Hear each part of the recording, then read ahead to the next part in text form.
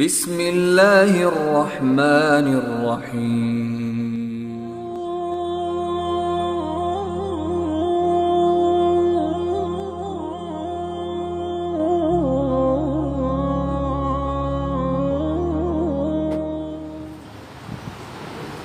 الحمدللہ رب العالمین والصلاة والسلام علی رسولہ الکریم وعلی آلہ وصحبہ اجمعین ومن تبعہ بإحسان الی یوم الدین، اما بعد۔ محترم حاضرین اور پردہ نشین خواتین، میں آج کی نشست میں آپ کے آگے جس موضوع پر لب کشائی کرنے جا رہا ہوں وہ ہے ماہ رجب، اس کے احکام اور اس میں کی جانے والی بدعتیں۔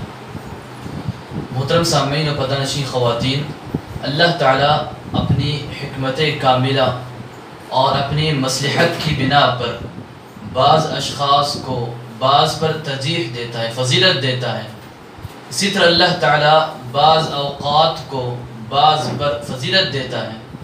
اسی طرح اللہ تعالیٰ بعض جگہوں کو بعض پر فضیلت دیتا ہے۔ جیسے اللہ تعالیٰ نے مکۃ المکرمہ کو دنیا کی سب سے مقدس جگہ بنائی ہے، اسی طرح اللہ تعالیٰ نے بعض دنوں کو بعض دنوں پر اور بعض راتوں کو بعض راتوں پر فضیلت دی ہے۔ اسی طرح اللہ تعالیٰ نے بعض مہینوں کو بعض مہینوں پر فضیلت دی ہے، اور ان مہینوں میں سے اشہر حرم ہے، حرمت والے مہینے ہیں، جس کا ذکر اللہ تعالیٰ نے قرآن کریم میں کیا ہے۔ تو مہینوں کی گنتی اللہ تعالیٰ کے پاس قرآن کریم میں اللہ نے جو ذکر کیا ہے وہ 12 ہیں۔ جس طرح قرآن کریم میں ارشاد فرماتے ہیں، ان عدت الشہور عند اللہ 12 شہرا فی کتاب اللہ یوم خلق السماوات والارض منها 4 حرم ذلك الدین القیم فلا تظلموا فیہن انفسکم۔ تو اللہ تعالیٰ نے اس آیت کریمہ میں ارشاد فرمایا کہ اللہ تعالیٰ کے پاس اللہ تعالیٰ کی کتاب میں مہینوں کی گنتی 12 ہے۔ اس دن سے جس دن اللہ تعالیٰ نے زمین و آسمان کی تخلیق و پیدائش کی ہے، اور ان 12 مہینوں میں سے 4 مہینے حرمت ادب و احترام کے مہینے ہیں۔ ذالک الدین القیم، اللہ تعالیٰ نے ارشاد فرمایا ایک سیدھا دین ہے۔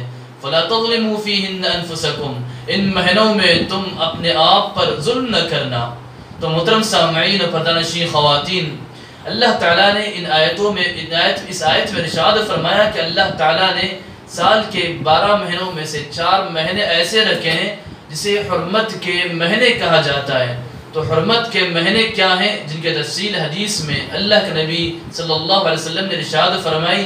اللہ کے نبی صلی اللہ علیہ وسلم نے فرمایا، صحیحین کی حدیثیں، ابو بکر راوی ہیں، وہ فرماتے ہیں کہ اللہ کے نبی صلی اللہ علیہ وسلم نے فرمایا، ان الزمان قد استدار كهيئته يوم خلق الله السماوات والارض۔ وہ فرماتے ہیں کہ زمان، اللہ رسول کا ارشاد ہے کہ زمانہ گھوم گھما کر اپنی اس حالت پر لوٹ آیا جیسے کہ اللہ تعالیٰ نے زمین و آسمان کو پیدا کیا تھا۔ پھر فرماتے ہیں السنہ 12 شہرا، سال میں 12 مہینے ہوتے ہیں، منها 4 حرم، 12 مہینوں میں 4 مہینے حرمت والے مہینے ہیں۔ پھر فرمایا 3 متوالیات، 4 مہینوں میں 3 مہینے ایک کے بعد دیگرے آتے ہیں، پے در پہ آتے ہیں۔ پھر اللہ رسول نے فرمایا ذو القعدہ وذو الحجہ والمحرم ورجب مضر الذی بین جمادى والشعبان۔ پھر اللہ کے نبی صلی اللہ علیہ وسلم نے حرمت والے مہینوں کی گنتی کی اور ان کی تفصیل بیان کی کہ حرمت والے مہینے ذو القعدہ کا مہینہ حرمت کا مہینہ ہے، ذو الحجہ کا مہینہ حرمت کا مہینہ ہے، محرم کا مہینہ حرمت کا مہینہ ہے۔ پھر اللہ کے نبی صلی اللہ علیہ وسلم نے فرمایا رجب کا مہینہ حرمت کا مہینہ ہے۔ تو اس حدیث میں اللہ کے نبی صلی اللہ علیہ وسلم نے حرمت والے مہینوں کی تفصیل بیان کرتے ہوئے فرمایا کہ ذو القعدہ، ذو الحجہ، محرم اور رجب، یہ 4 مہینے حرمت والے مہینے ہیں۔ تو محترم سامعین اور پردہ نشین خواتین، ہم اور آپ حرمت والے مہینوں میں سے ایک مہینے میں داخل ہو چکے ہیں، وہ ہے رجب کا مہینہ۔ رجب کا مہینہ ہجری مہینوں میں سے ایک مہینہ شمار کیا جاتا ہے، اور رجب کا مہینہ حرمت والے مہینوں میں سے اس کی ترتیب 4 نمبر پر آتی ہے، اور سال کے 12 مہینوں میں سے اس کی ترتیب 7ویں نمبر پر آتی ہے۔ تو رجب کا مہینہ حرمت والے مہینوں میں سے ایک مہینہ ہے، اور حرمت والے مہینوں کے کچھ آداب ہیں، اس کی کچھ خصوصیات ہیں جس کا اہل علم نے ذکر فرمایا ہے۔ سب سے پہلے اللہ تعالیٰ نے قرآن کریم میں فرمایا فَلَا تَظْلِمُوا فِيهِنَّ أَنفُسَكُمْ، کہ تم ان حرمت والے مہینوں میں اپنے آپ پر ظلم نہ کرنا۔ تو اس آیت کی تفسیر میں ابن کثیر رحمہ اللہ نے ارشاد فرمایا اس کا مطلب یہ کہ حرمت والے مہینوں میں ظلم کرنا، گناہ کرنا زیادہ سخت اور خطرناک ہوتا ہے اس کے مقابلے میں کہ دوسرے مہینے کے مقابلے میں۔ اور اسی طرح قتادہ رحمہ اللہ نے ارشاد فرمایا کہ حرمت والے مہینوں میں ظلم کرنا یہ بہت خطرناک چیز اور بہت بڑا گناہ ہے۔ اگرچہ کہ ظلم کرنا ہر حال میں خطرناک چیز ہے، لیکن حرمت والے مہینوں میں ظلم کرنا خصوصاً یہ خطرناک چیز کہلاتی ہے، کیونکہ اللہ تعالیٰ نے قرآن کریم میں فرمایا فَلَا تَظْلِمُوا فِيهِنَّ أَنفُسَكُمْ کہ تم ان مہینوں میں اپنے آپ پر ظلم نہ کرنا۔ تو محترم سامعین، ہم پر واجب ہے کہ جیسے حرمت والے مہینے داخل ہو جائیں تو ہم ہر قسم کے ظلم سے دور رہیں۔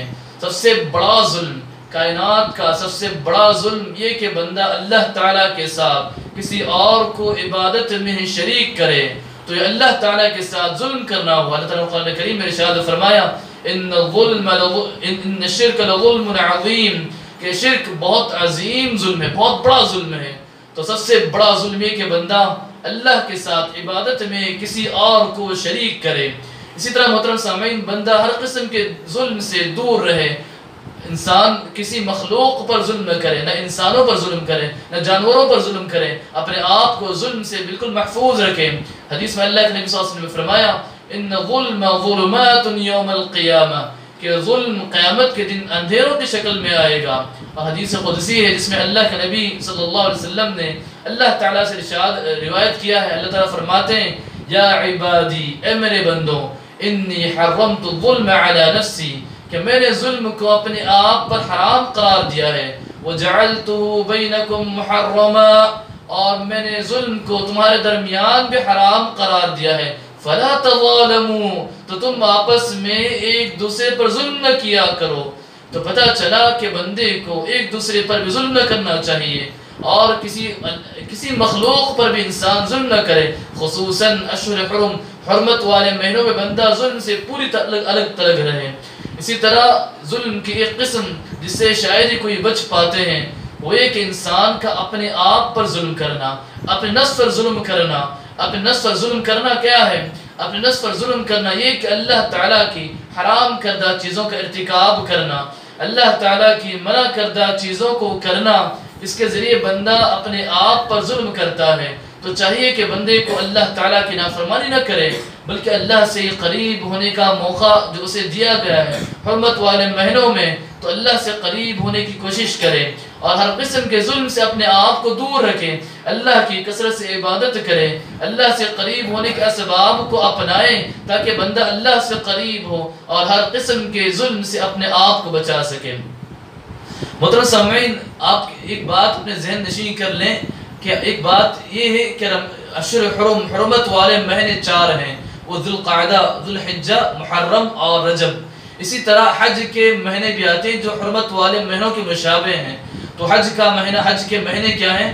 شوال، ذوالقعدہ، ذوالحجہ، یہ 3 مہینے حج کے مہینے کہے جاتے ہیں۔ اور اس کے علاوہ حرمت والے مہینے 4 ہیں، وہ ہے ذوالقعدہ، ذوالحجہ، محرم اور رجب۔ اس بات کو ذہن نشین کر لیں۔ اسی طرح محترم سامعین، رجب کا مہینہ اس کے اصل معنی عربی زبان میں ترجیب تعظیم کے ہیں، تو رجب اس کے اندر فی نفسی معنی تعظیم کا، عظمت کا معنی پایا جاتا ہے۔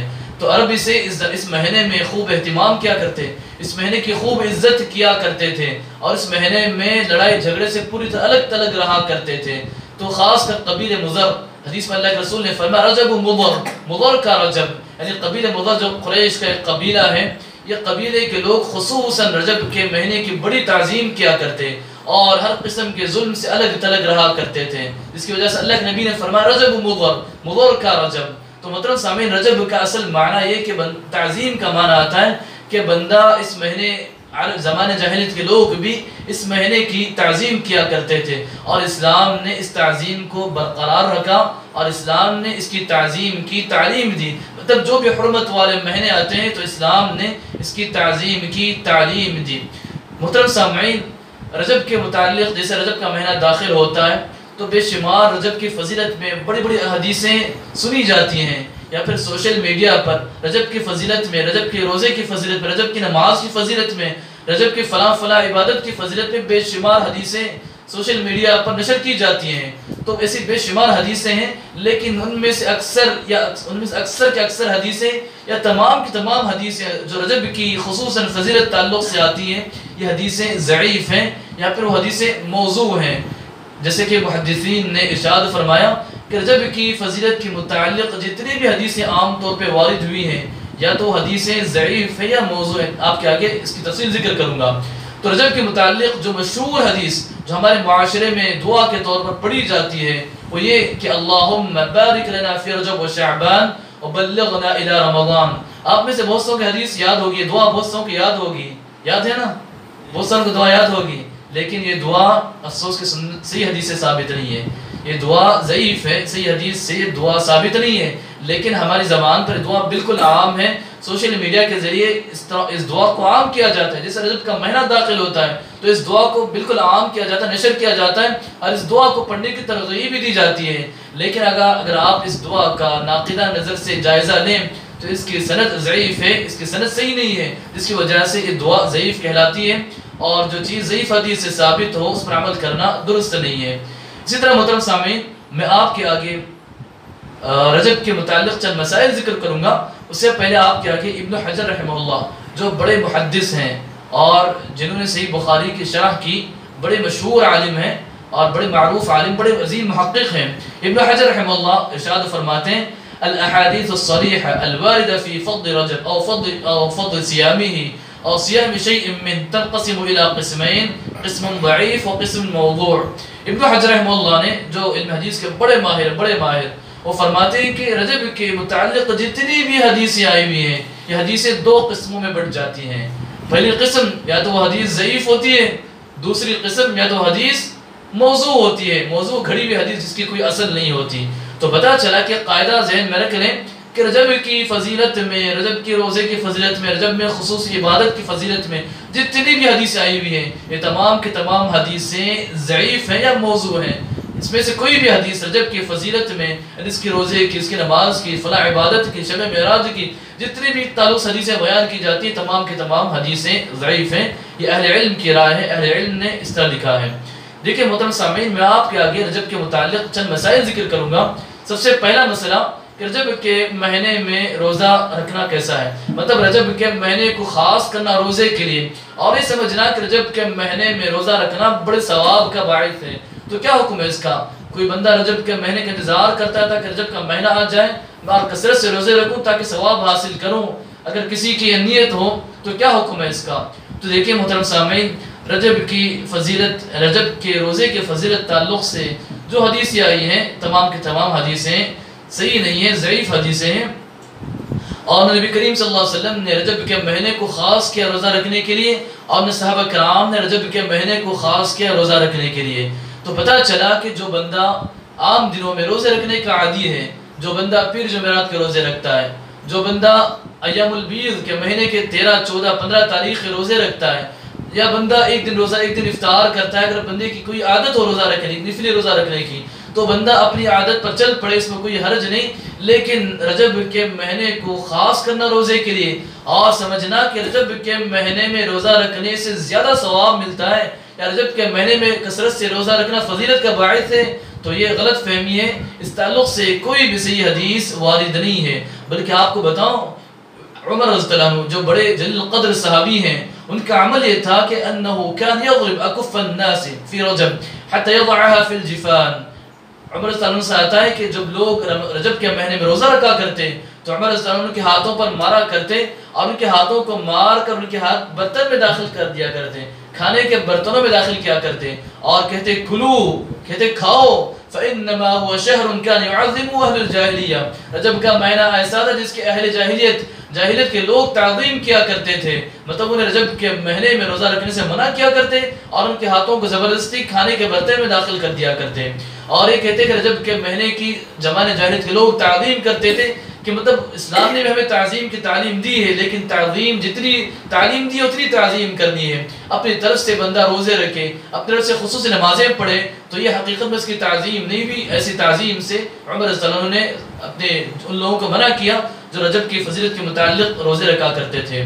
اسی طرح عطا بن رباح جو مشہور تابعی ہیں، جو عبداللہ بن عباس رضی اللہ عنہ کے بڑے شاگرد ہیں، وہ فرماتے ہیں کہ عبداللہ بن عباس رضی اللہ عنہ رجب کے مہینے میں روزہ رکھنے سے منع کیا کرتے تھے اور کہتے ہیں لئلا یتخذ عیدا، تاکہ اس کو عید نہ بنا لی جائے یا رجب کے مہینے میں روزہ رکھنے کو عادت نہ بنا لیا جائے۔ تو رجب کے مہینے کو خصوصاً روزے کے لیے خاص کرنا یہ نہ سنت سے ثابت ہے، نہ صحابہ سے ثابت ہے، نہ سلف سے ثابت ہے، بلکہ صحابہ کرام ایسے لوگوں سے ناراض ہوتے اور انہیں رہنمائی کرتے کہ وہ روزہ نہ رکھیں اور رجب کے مہینے کی جو فضیلت ثابت ہے اتنی فضیلت کو اپنائیں۔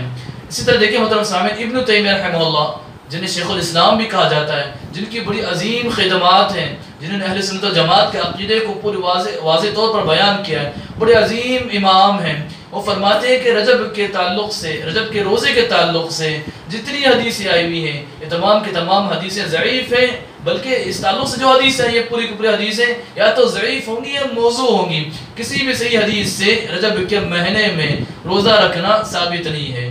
اسی طرح دیکھیں دوسرا مسئلہ، رجب کے مہینے میں عمرہ کرنے کا کیا حکم ہے؟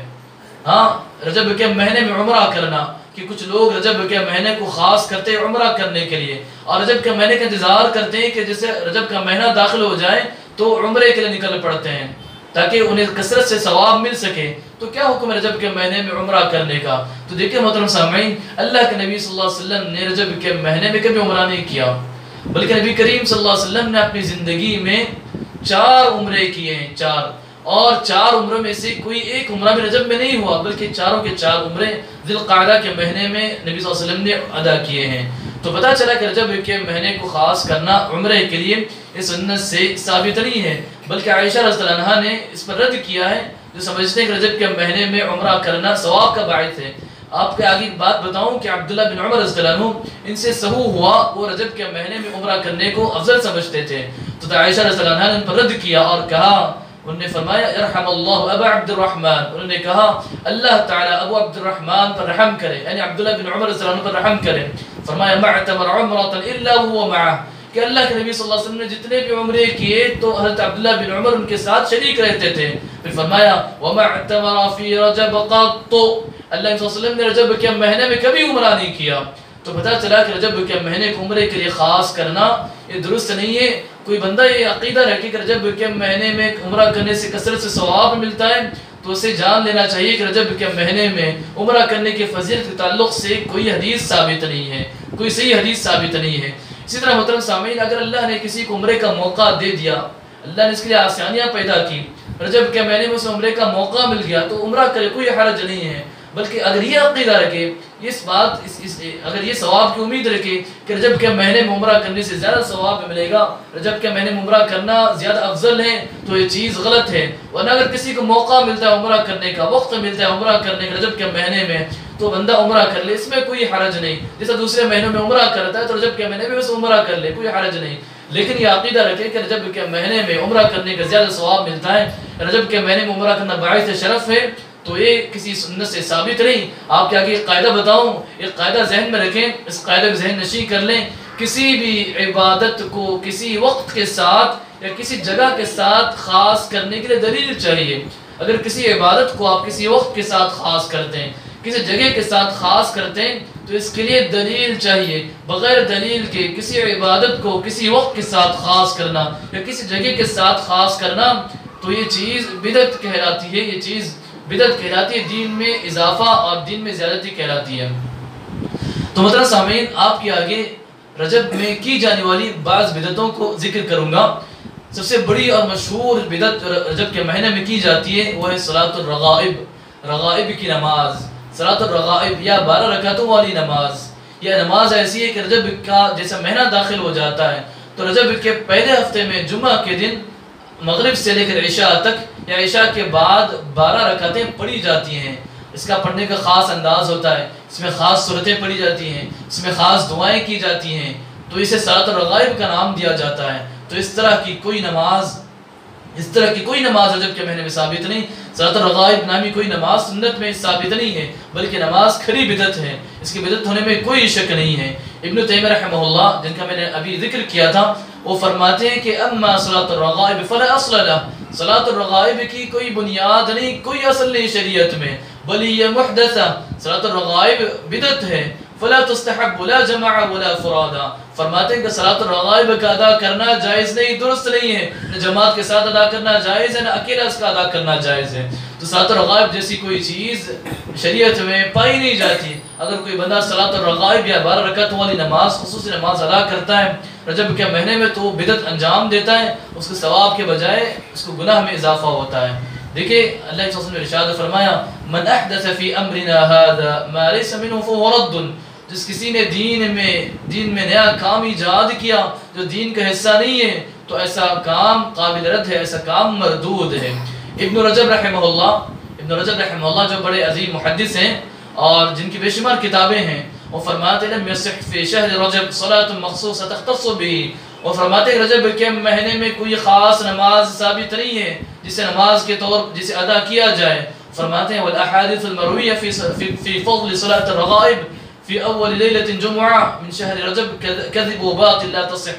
فرماتے ہیں کہ رجب کے مہینے میں جتنی بھی روایتیں آئی ہیں صلاۃ الرغائب کے تعلق سے، یہ روایتیں پوری کی پوری جھوٹی ہیں اور موضوع حدیثیں. کسی بھی صحیح حدیث سے رجب کے مہینے میں صلاۃ الرغائب نامی نماز ثابت نہیں ہے. اسی طرح محترم سامعین، رجب کے مہینے میں کی جانے والی اور ایک بڑی بدعت، بڑی مشہور بدعت جسے شب معراج کہا جاتا ہے. شب معراج اس نام سے بڑی مشہور بدعت ہمارے معاشرے میں انجام دی جاتی ہے. یہ بدعت یہ کہ شب معراج، حقیقت میں معراج کسے کہتے ہیں؟ معراج، اسراء و معراج بڑا عظیم واقعہ ہے. اللہ تعالیٰ کی طرف سے نبی کریم صلی اللہ علیہ وسلم کو دیے گئے معجزوں میں سے ایک عظیم معجزہ ہے. اس معجزے کے ذریعے اللہ تعالیٰ نے نبی کریم صلی اللہ علیہ وسلم کی رسالت کی صداقت کو ثابت کیا ہے. نبی کریم صلی اللہ علیہ وسلم کی رسالت کی صداقت میں جتنے ادلہ آئے ہیں ان میں سے ایک بھی قوی دلیل ہے جس سے نبی صلی اللہ علیہ وسلم کا نبی ہونا اور ان کی رسالت کا، نبی صلی اللہ علیہ وسلم کے رسول ہونے کو صادق ہونا دلالت کرتا ہے. تو دیکھیں اسراء و معراج اللہ تعالیٰ کی نشانیوں میں سے عظیم نشانی ہے جو نبی کریم صلی اللہ علیہ وسلم کے سچے رسول ہونے پر دلالت کرتی ہیں. اور اسی طرح اسراء و معراج نبی صلی اللہ علیہ وسلم کے بلند مقام و مرتبے کی طرف اشارہ کرتی ہے. اور اسراء و معراج اللہ تعالیٰ کی قدرت کی نشانیوں میں سے ایک بڑی عظیم نشانی ہے. اور اسراء و معراج اس طرف اشارہ کرتی ہے کہ اللہ تعالیٰ اوپر ہے، آسمانوں میں، اللہ تعالیٰ ہر جگہ موجود نہیں ہے. دیکھ اللہ قرآن کریم نے ارشاد فرمایا سبحان الذي اسرى بعبده ليلا من المسجد الحرام الى المسجد الاقصى الذي باركنا حوله لنريه من آياتنا انه هو السميع البصير. اللہ نے فرمایا پاک ہے وہ جو اپنے بندے کو رات کے کچھ حصے میں مسجد حرام سے مسجد اقصی کی طرف لے گیا. الذي باركنا حوله، جس کے اطراف ہم نے بڑی برکت دے رکھی ہے. لنريه من آياتنا، تاکہ ہم اسے اپنی قدرت کی کچھ نشانیاں دکھا سکیں. انه هو السميع البصير، یقینا اللہ تعالیٰ سننے والا، دیکھنے والا ہے. تو اس آیت میں اللہ تعالیٰ نے ارشاد فرمایا کہ اللہ تعالیٰ نبی کریم صلی اللہ علیہ وسلم کو رات کے کچھ حصے میں مسجد حرام سے مسجد اقصی لے گیا، جہاں نبی کریم صلی اللہ علیہ وسلم نے انبیاء کرام کی امامت فرمائی. براق نامی سواری پر اللہ تعالیٰ نے نبی صلی اللہ علیہ وسلم کو مسجد حرام سے مسجد اقصی لے گیا. بس رات کے کچھ حصے میں پھر مسجد اقصی میں انبیاء کرام کی امامت کے بعد اللہ تعالیٰ نے نبی صلی اللہ علیہ وسلم کو آسمانوں کی سیر کروائی. حتیٰ کہ آپ صلی اللہ علیہ وسلم نے ساتوں آسمانوں کی سیر کی اور سدرۃ المنتہا پہنچ گئے جو عرش کے نیچے پایا جاتا ہے. پھر اللہ تعالیٰ نے نبی صلی اللہ علیہ وسلم سے وہاں پہ ہم کلامی کی. پھر اللہ تعالیٰ نے وہاں پر نبی صلی اللہ علیہ وسلم کو ایک عظیم تحفہ عنایت فرمایا. وہ ہے تحفہ کے باوجود معراج یعنی رجب کی 27ویں رات کو خاص کرنا اسراء و معراج کے لیے بالکل درست نہیں ہے، بلکہ تاریخ ثابت نہیں ہوتی. اگر مان لیں پتہ بھی چلا کہ معراج کا واقعہ فلاں فلاں تاریخ کو پیش آیا تو کیا ہمارے لیے شب معراج منانا جائز ہوگا؟ نہیں، بالکل نہیں. کیوں نہیں؟ کیونکہ اللہ صلی اللہ علیہ وسلم نے شب معراج نہیں بنائی، صحابہ کرام نے شب معراج نہیں بنائی. جب اگر خیر ہوتا تو صحابہ کرام اور سلف اس خیر کے معاملے میں ہم سے پیچھے نہیں رہتے، ہم سے آگے بڑھ جاتے. تو پتہ چلا کہ اسراء و معراج کا پہلے واقعہ کب پیش آیا.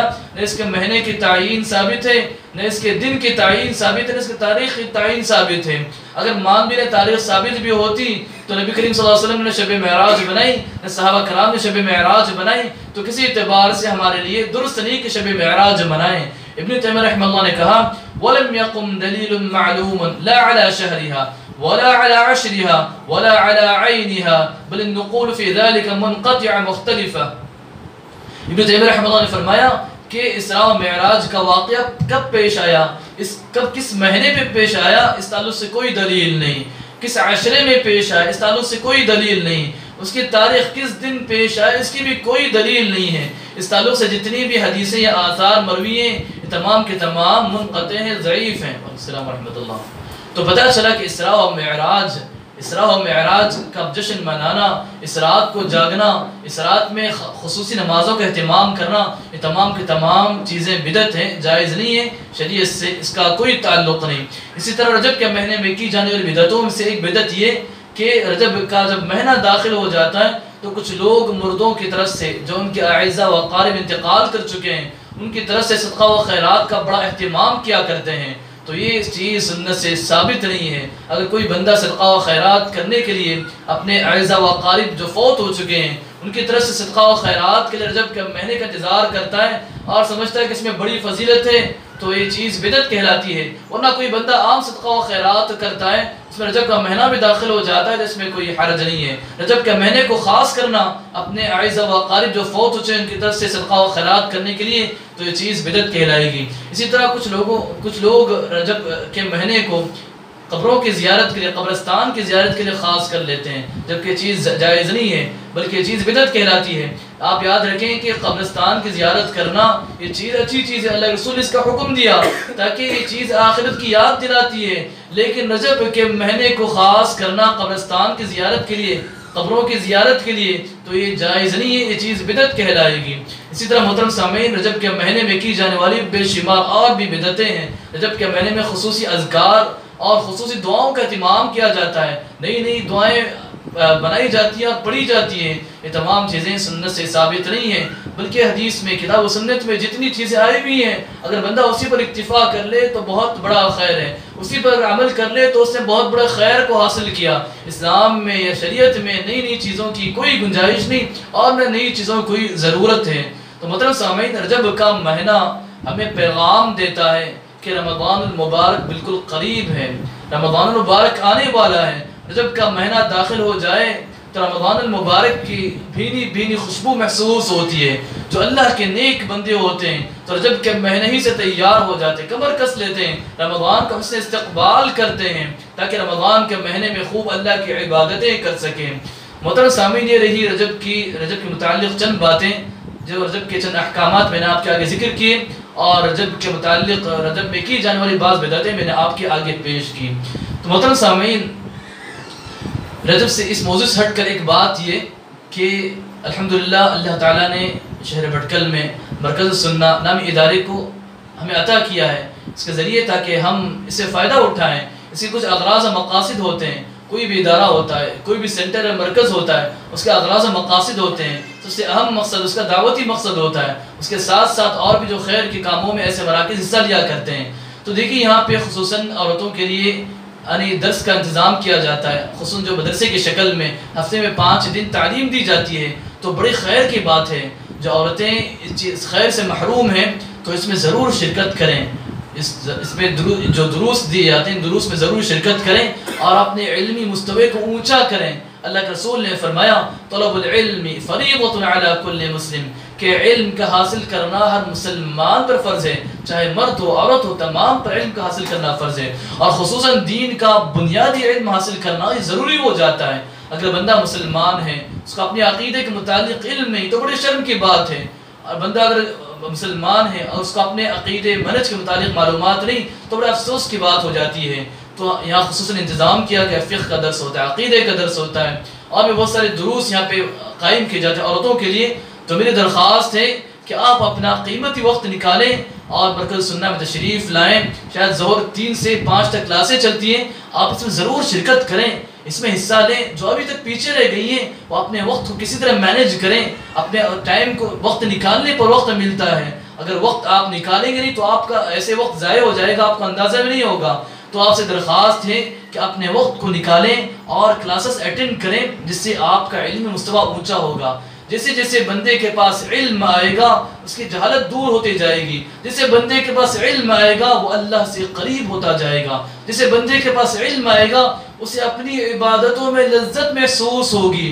تو علم تمام چیزوں کی دوا ہے، علم کے ذریعے بندہ اس کا مقام و مرتبہ دنیا میں بھی بڑھ جاتا ہے، اللہ تعالیٰ اس کے مقام کو آخرت میں بھی بڑھاتا ہے۔ فرماتے ہیں یرفع اللہ الذین آمنوا منکم والذین اوتوا العلم درجات، کہ اللہ تعالیٰ نے ایمان والوں اور اہل علم کے درجات کو بلند کرتا ہے۔ تو علم کا حاصل کرنا اللہ کی طرف سے بڑی عظیم نعمت ہے، اور خاص کر بندے کو صحیح علم حاصل کرنے کا موقع ملے تو اس میں کبھی پیچھے نہیں رہنا چاہیے۔ ہاں عذر ضرور ہوں گے، ہر کی اپنی مشغولیات ہوں گی، لیکن اپنے مشغولیات کو مینج کریں، ترتیب دیں، اپنے اوقات کو منظم بنائیں، اور اپنے دن کا کچھ وقت نکال کر اس مدرسے میں شرکت کریں تو انشاءاللہ آپ ضرور بڑے خیر کو حاصل کریں گے، آپ کبھی نقصان کا سودا نہیں کریں گے، آپ کو انشاءاللہ اس کا ضرور فائدہ ہوگا۔